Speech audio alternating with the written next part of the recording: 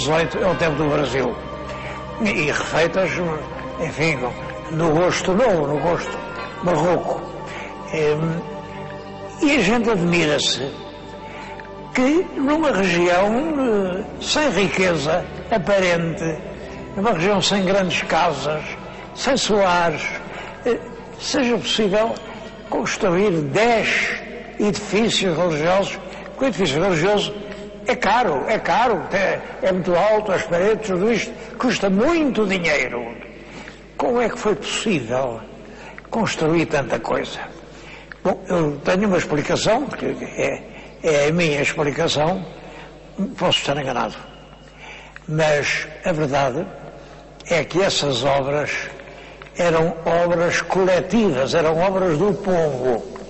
Uma igreja leva pedra e davam pedra, leva barro, davam barro, leva cal, davam cal, leva ferro, davam ferro. Os homens que tinham os carros davam os carros. Tinha trabalho, a trabalhar, e cada crente dava 1 ou 2 dias de trabalho, sem levar nada por isso, porque era para a salvação da sua alma. Uma igreja podia assim fazer-se só com base na fé da população. Depois, para os paramentos, é que era preciso dinheiro, e havia sempre um senhor que dava, mas o essencial era feito pelo povo. Por isso, quando, em 1910, a multidão partiu tudo o que estava feito e vandalizou, estava a destruir o que era obra do próprio povo. Esta igreja em que estou é um bom exemplo. Uma igreja do século XVI, ainda com um perfil românico. Reparem agora na fachada. A fachada que os restauradores lhe puseram. Parece uma barraca de tiro ao alvo. Aquilo mostra como do românico se pode transformar em medonho. É espantoso, mas é assim que está. Há muitas outras igrejas notáveis, passaram-se acontecimentos históricos importantes. Por exemplo, as Cortes de 1475. Eu vou-lhes falar nisso, mas vou-lhes falar nisso na Igreja Matriz, que é a principal igreja de Arronches.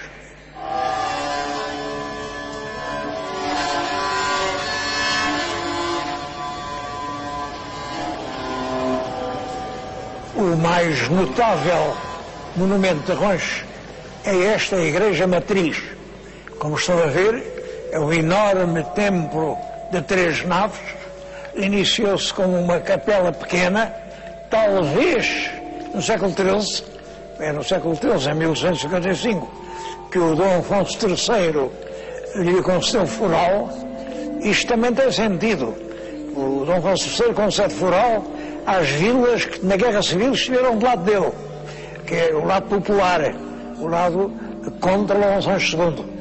E é nessa altura que se deve ter feito a primeira capela, o centro do culto, depois foi ampliada sucessivamente e hoje é um enorme templo. Um enorme templo que está ligado ao Paço Real. A casa que está daquele lado, confina, antigamente até havia uma ponte, chama-se o Paço. Esta rua aqui chama-se Rua do Paço.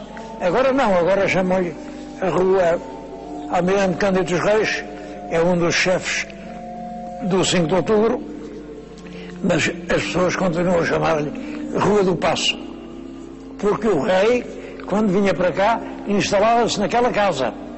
E isso dá uma grande viabilidade à hipótese de que as cortes que o rei marcou para o ano de 1465 e 75 foram aqui. As cortes metiam muita gente, metiam representantes dos conselhos, metiam todos os bispos, metiam os grandes fidalgos. E era aqui que o rei fez as cortes. Essas cortes tinham um objetivo, é que tinha morrido o rei de Castela, Henrique IV. Tinha morrido e no testamento tinha dito que quem sucedia do trono era a única filha que ele tinha, Dona Joana, que devia casar com o rei de Portugal, Dom Afonso V, que era tio dela. Portanto, casar para ter um braço forte com o exército que apoiasse. Bom, o rei, perante isto, convocou cortes para aqui e perguntou se aprovavam essa ideia dele casar com a sobrinha, porque evidentemente esse casamento implicava a guerra. Implicava a guerra porque, quando o rei disse a minha herdeira é a minha filha, veio a tia, a Isabel a Católica, e disse não é, não senhor, porque essa menina não é filha do rei, essa menina é filha do Dom Beltrão de la Cueva, um amigo íntimo da rainha. Bom, isto não tem juridicamente nenhum valor, porque pater est qui nuptia demonstrandi, o pai é aquele que as núpcias indicam, e o reconhecimento formal feito no testamento indicava a rapariga como filha do Dom Henrique IV. Bom, mas a Isabel a Católica, apoiada no poder das cidades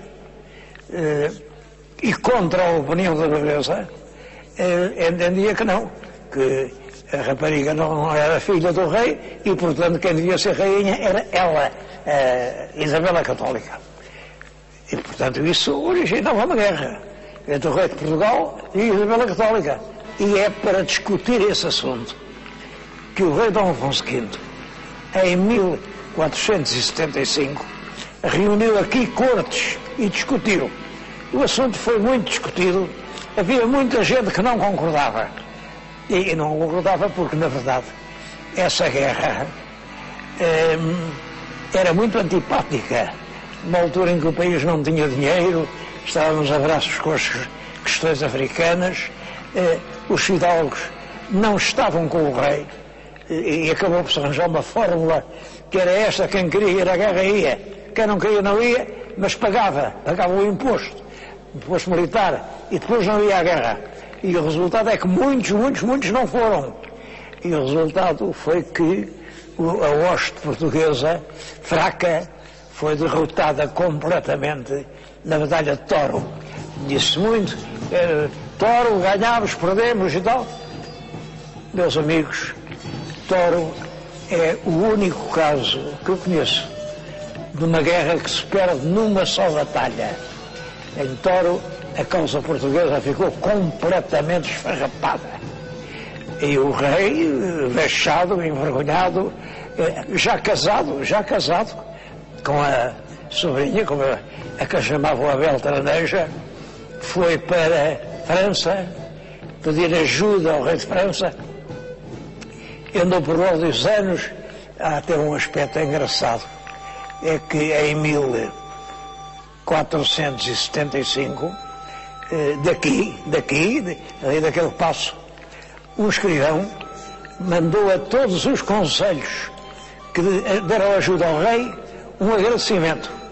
Eu, belo rei, às justiças, vereadores da terra tal, envio-me de saudar e agradeço muito a ajuda que vocês me deram,